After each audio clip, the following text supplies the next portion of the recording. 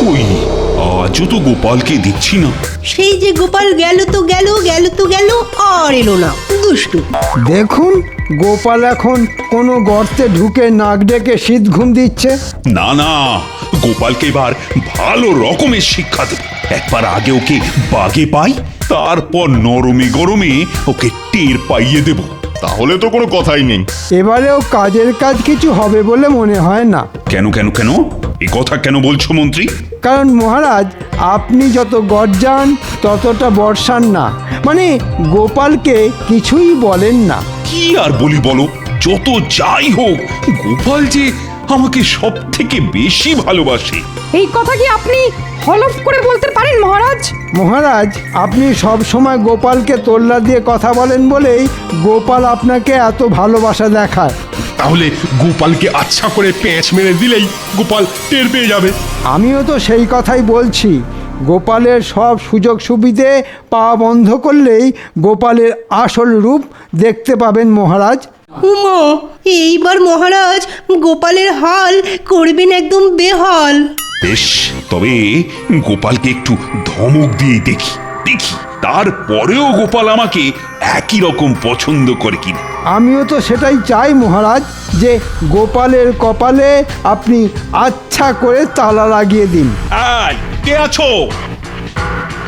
যাও যাও সেপাই, গোপালকে আমার কাছে হাজির হতে বলো। ওকে কি করে জব্দ করতে হয় তারপর আমি দেখছি।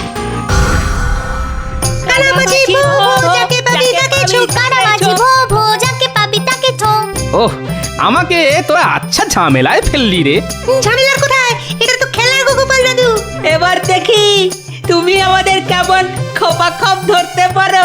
তবে খবরদার, চোখ থেকে কাপড় সরিয়ে কোনো রকম কায়দা করবে না। বলে যা তোরা কথা বলে যা। আমি বরং তোদের গলার আওয়াজ শুনেই আন্দাজ করি তোরা কে কোন দিকে আছিস। ওইটা গোপাল। আহ, দেখো কি ফুর্তি, মহারাজকে ফাঁকি দিয়ে এখানে কানামাছি খেলছে।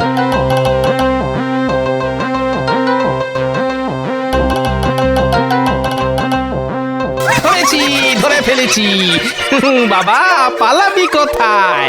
আরে ছাড়ো ছাড়ো, কাকে বলতে কাকে ধরেছো দেখো।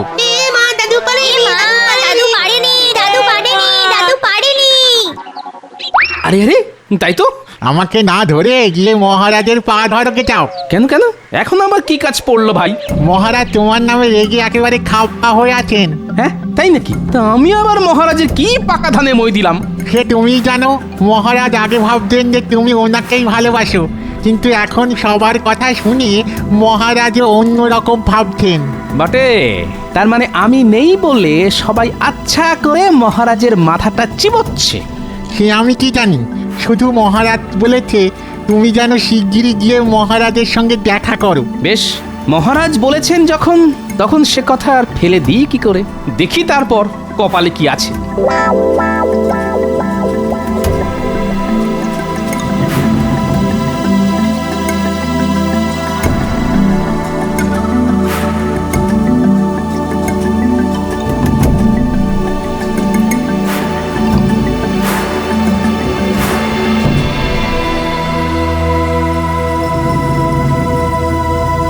প্রণাম মহারাজ।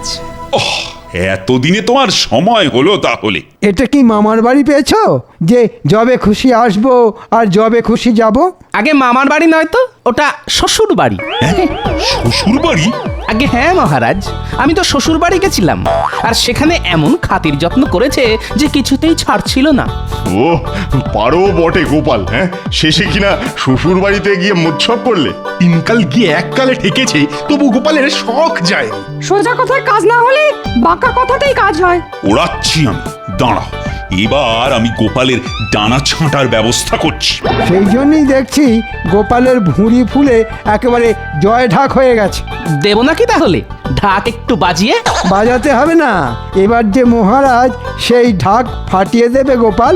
ও তাহলে গোপালেরও খাতির খাবার জায়গা আছে।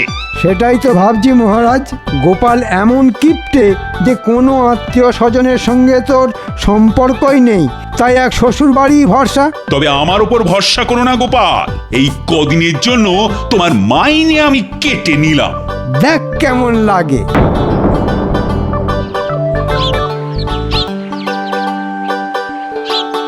কি গো, আজ যেন একটু সকাল করে ফিরে এলে, এই বলি সব ঠিকঠাক আছে তো? কেন এই তুমি আবার বেঠিকের কি দেখলে? আহা, না হয় জানতেই চেয়েছি, তাহলে ওরকম চেঁচিয়ে উঠবে? বুঝতে পেরেছি মহারাজ নিশ্চয় তোমাকে দু চার কথা শুনিয়েছেন, তাই তো? তা বুঝতেই যখন পেরেছো তখন তাহলে খুঁচিয়ে ঘা করছো কেন? আর যদি জানতেই চাও তাহলে শোনো, মহারাজ আমার মাইনে কেটে নিয়েছেন। বলেছিলাম তখন তো আমার ছোট্ট কথায় কান দাওনি, এখন ঠেলা সামলাও। হ্যাঁ, আমার ঠেলা আমি সামলাবো। তাই শুধু এই কথা নাকি অন্য কিছু আছে? অন্য আবার কি? রাজসভায় সবাই বলা কওয়া করছে আমার নাকি শ্বশুর বাড়ি ভরসা, বাকি সব আত্মীয় স্বজন ফর্সা হয়ে গেছে। মা, সে কি কথা?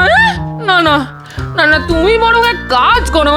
তা কাজটা কি শুনি? তুমি সবাইকে নিয়ে আমাদের মেয়ে জামাইয়ের বাড়িতে গিয়ে ভোজ খাইয়ে আনো বরং, তাতে তোমার বদনামও ঘুচবে আর মহারাজও খুশি হবেন। হ্যাঁ, এইটা তুমি ভালো বলেছ গিন্নি। তবে ভোজ আমি সবাইকে খাওয়াবো, শুধু মহারাজকে ছাড়া। ওমা, সে আবার কি?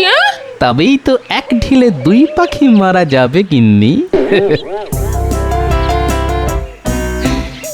চট করে মাথায় একটা বুদ্ধি চলে এসেছে গিন্নি।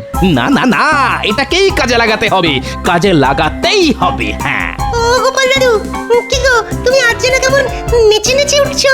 শোন, দাদু মাঝে মাঝে এরকম আনন্দে নেচে ওঠে, এতে আবার অবাক হওয়ার কি আছে? হ্যাঁ না না, অন্য কোনো ব্যাপার আছে মনে হচ্ছে। হ্যাঁ, ব্যাপার একটা আছে বই কি। তবে শোন, এ ব্যাপারে তোদেরও একটু সাহায্য করতে হবে। আমরা সবাই রাজি। বেশ, তবে শোন, তোদের কানে কানে বলে দিই তোদের কি করতে হবে।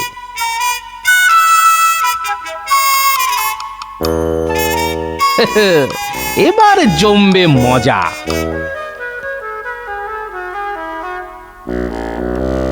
এ কি গোপাল, আজ যেন কেমন শুকনো শুকনো দেখাচ্ছে। তাহলে একটু জল ছিটিয়ে দিন মহারাজ, দেখবেন তাহলে আবার কেমন তাজা হয়ে যাব। তবে কাল গোপালকে যা ভেজেছি তাতে ওর টাটকা হতে বেশ সময় লাগবে। ঠিকই বলেছেন মন্ত্রী মশাই, পেটের ভেতরটা কেমন গুড়গুড় করছে। না মানে আপনাদের কোথাও নিয়ে গিয়ে ভোজ না খাওয়ানো অবধি মনটা কেমন যেন উসখুস করছে। বলো কি গোপাল, তুমি খাওয়াবে ভোজ?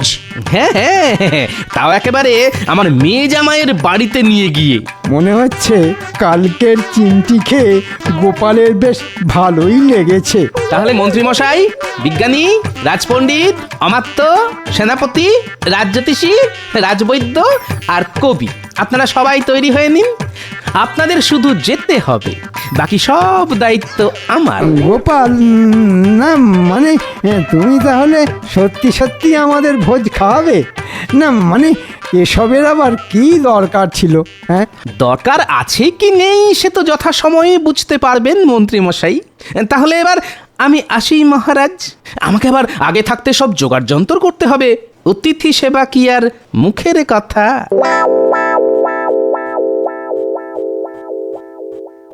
যা, গোপাল চলে গেল, কিন্তু কই আমাকে তো কিছু বললো না। কি করে বলবে মহারাজ? আপনি ওকে যা ব্যথা দিয়েছেন তাতেই তো ওর কথা বন্ধ হয়ে গেছে। ও, তার মানে আমার উপর রাগ করে ও আমাকেই নেমন্তন্ন করলো না। একদম ঠিক বুঝেছেন মহারাজ। এর থেকেই বুঝতে পারলেন তো যে গোপাল আপনাকে ভালোবাসে না। তাই তো মনে হচ্ছে এবার। গোপালকে চিনতে আমার আর বাকি নেই। আপনাকে গোপাল ভালোবাসে শুধু স্বার্থের জন্যে। এটা মন্ত্রী মশাই ঠিক কথা বলেছেন। সে যাই হোক, তবে আমাদের ভোজের ব্যবস্থা তো হয়েছে। শুনেই পেটটা যেন কেমন ভরে ভরে গেল। তাহলে আপনি এখানেই চেপে বসুন পণ্ডিত মশাই, আমরা যাই। না না, আমিও যাব। বেশ, তাহলে চলুন সবাই, আমরাও তাহলে আসি মহারাজ। কি আর বলি, এসো। গোপাল ঘটা করে নেমন্তন্ন তো করলো, কিন্তু কোথায় যাব আর কি করে যাব ঠিক সেটা বললো না তো। ওইটাই তো গোপালের চালাকি মন্ত্রী মশাই। তলোয়ার নেই, কামান নেই, চললাম কুটুম বাড়ি ভোজ খেতে। হ্যাঁ, এ আবার হয় নাকি? ওহ, এই মাথা মোটাকে নিয়ে যে কি করি, বলি সামনে তলোয়ার কামানোর কি দরকার শুনি। এই জন্যই শাস্ত্রে বলে কথা কম কাজ বেশি। কিন্তু এখন দাঁড়িয়ে দাঁড়িয়ে মাছি মারা ছাড়া আর কি কাজ আছে শুনি? আমরা তাহলে না হয় ওই গাছের পাতাই গুনি। হ্যাঁ, কাজকর্ম না থাকলে তাই গোনো, যত সব। আচ্ছা, গোপাল আবার আমাদের টুপি পড়ালো না তো? বলা যায় না গোপালের কখন কি মতিগতি হয়। গোপাল আমাদের ধোঁকা দেবে? অত বোকা আমি নয়। আমাকে টুপি পরাতে গেলে গোপালের টাকেই আমি দুব্ব ঘাস গজিয়ে ছাড়বো।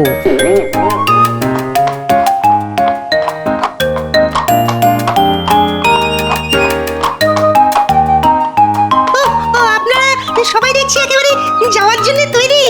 সে তো সেই কখন থেকে দাঁড়িয়ে দাঁড়িয়ে যেন দড়কা হয়ে গেলাম।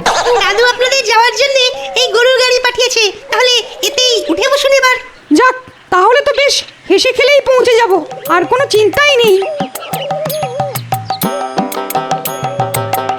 বেশ ভালো করে গুছিয়ে বসে সবাই, মনে হচ্ছে খাতির বেশ ভালোই হবে।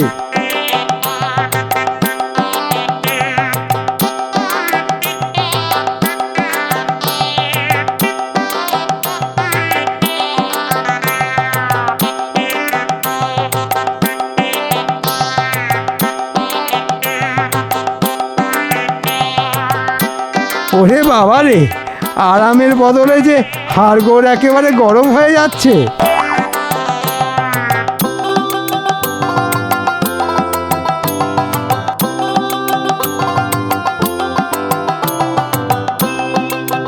ও মা, এটা কি রাস্তা?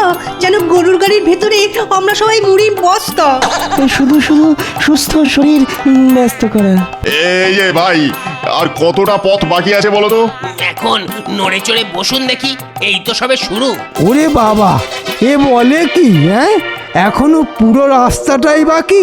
হ্যাঁ, তা প্রায় ক্রোশ দুয়েক তো হবেই। দেখবেন ওই হেলতে দুলতে ঠিক পৌঁছে যাবেন। তখন থেকে তো শুধু দুলেই যাচ্ছি যাচ্ছি তো যাচ্ছি। কি গেঁড়া খুলে পড়লাম রে বাবা। ও মা, ছেড়ে দি মা, কেঁদে পাচ্ছি। উড়ি বাবা গো! ঢের হয়েছে, ঘাট হয়েছে এই গরুর গাড়িতে বসে। নামিয়ে দে ভাই, বাকিটা পথ না হয় হেঁটে হেঁটেই পার করে দেব। সুখের থেকে শান্তি ভালো, সবাই গাড়ি থেকে নেমে পড়ো দেখি। ওমা, আপনারা এতেই হাঁপিয়ে গেলেন? এখনো তো অনেকটাই পথ বাকি। এখনো অনেকটা? না না, তেমন কিছু না। সামনে একটা মাঠ, তারপরে আর একটু। ওইটুকু পথ সহজেই পার করে দেব।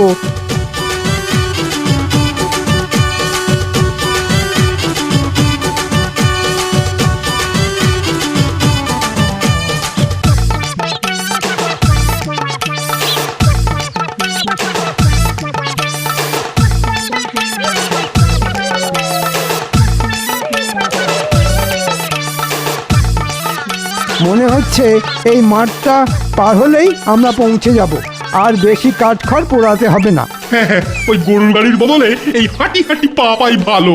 হাঁটি হাঁটি পা পা, গোপাল বলে দেখে যা।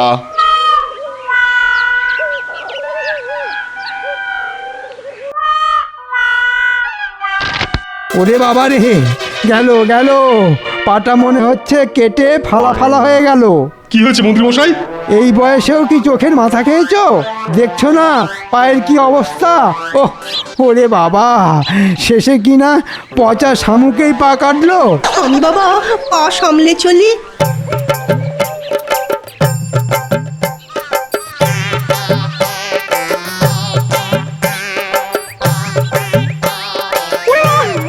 আমি তো গেছি, কাঁটা ফুটে পাটা বোধহয় ফুটোই হয়ে গেল। ওরে বাবা, উফ! আসল কথা হলো হাঁটাহাঁটির অভ্যাস না থাকলে যা হয়। তোমার যখন অভ্যাস আছে তখন তুমি না হয় নিজের চরকাতেই তেল দাও। তেলি দাও আর ঘি দাও, আমাদের অবস্থা করুন। ও, এই পথ যে কখন শেষ হবে কে জানে। আহা, এই অল্পেতেই ভেঙে পড়ছেন কেন মন্ত্রীমশাই? হ্যাঁ, কষ্ট করলে তবেই তো কেষ্ট পাওয়া যায়। হ্যাঁ, আমাদের জন্য হয়তো ভালো কিছু অপেক্ষা করছে।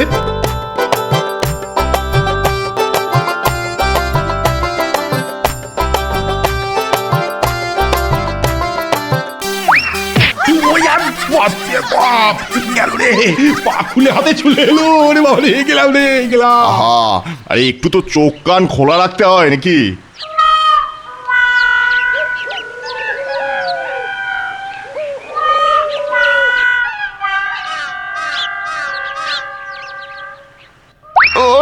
আমি গেলাম রে। নে এবার বোঝ কে কাকে সামলাবি সামলা। হ্যাঁ হ্যাঁ, এবার একটু সামলে নিয়ে বাকি পথটা পার হয়ে যান সবাই।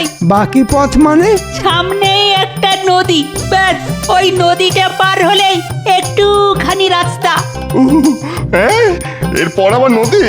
তাই আমি ভাবি নদীটা পার করতে পারি যদি। যদির কথা নদীতে। এখন চলো সবাই। যাও না যাও, মজার টের পাবে।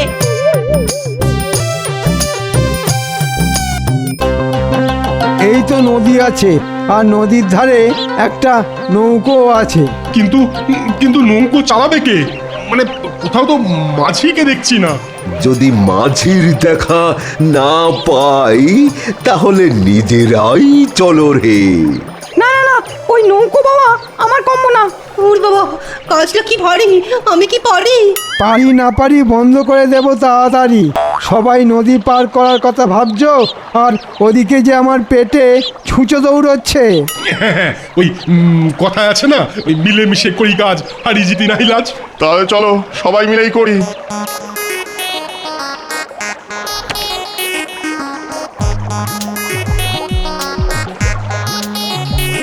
জল লাগাকে হাইয়া। এ আবার কেমন কথা?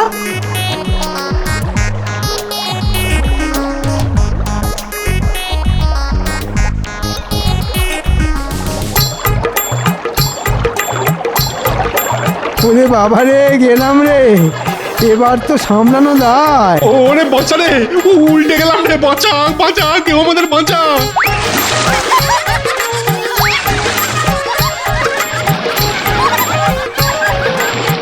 মনে হচ্ছে সব পরিশ্রম জলে গেল। বাঁচাও বাঁচাও।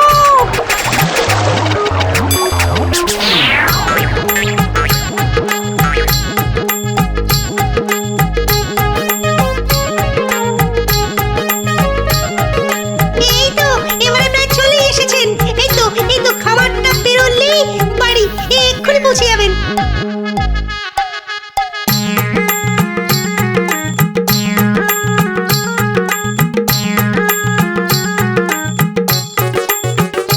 ওই তো দেখা যায় কুটুম বাড়ি।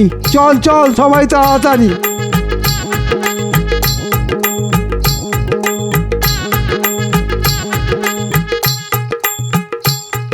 ওই তো গোপাল দাঁড়িয়ে আছে। এই তো সবাই এসে গেছেন। তবে জামা কাপড়ের অবস্থা দেখে তো মনে হচ্ছে যাত্রাটা সামান্য মাত্রা ছাড়া হয়েছে। আমাদের যে কি হয়েছে সেটা আমরাই জানি। এখন খেজুরে আড়া বন্ধ করে খাওয়ার কি ব্যবস্থা আছে সেটাই দেখাও দেখি।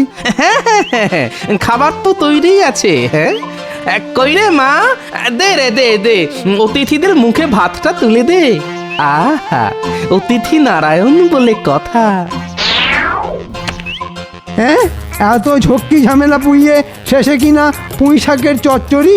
জসমিন দেশে জদাচার, খেতে হলে খান, না হলে আবার আছাড়। ওরে বাবারে, আবার আছাড়? না ভাই গোপাল, এবারের মতো ছেড়ে দাও। বেশ, তবে তাই দিলাম।